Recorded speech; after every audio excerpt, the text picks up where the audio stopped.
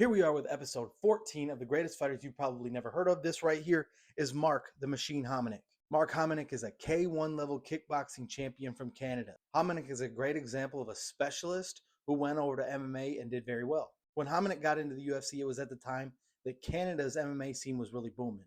It was about the mid 2000s, and the UFC only had heavyweight down to welterweight. At one point, they did have 155, but they dissolved the division. But when Hominick came in, it was right when they were bringing the division back. And perception said that the king of the 155-pound division at the time was Yves Edwards. So when they were bringing Yves Edwards back, Mark Hominick was the perfect tailor-made matchup for Yves Edwards on paper. Hominick was a 145-pounder coming up to 155, and he was a stand-up fighter that nobody thought had any grappling. So the way they looked at it is that Yves Edwards can go in there and outstrike this guy. He's bigger, he's stronger, he's faster, he's more athletic. And if he can't, that's fine. He can just take Hominick to the ground and submit him. And that is what they thought, but Mark Hominick goes in there. He outstrikes Yves Edwards.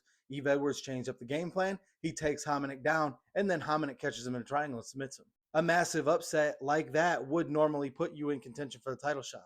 But unfortunately, at the time, the UFC didn't even have a 155-pound championship. So when he comes back to the UFC, he's got to fight somebody else in that division, not just jump right into a title fight. He fought George Gurgel. He beat George, and then he had a little bit of mixed success moving forward. Until the UFC started a 145-pound division, he racked up 5 in a row and got a title shot against Jose Aldo. Now, this fight was great, and Hominick did have his moments, but in the end, Jose Aldo did beat him. And after that title fight, Hominick was back and forth his entire career until he hung it up in 2012.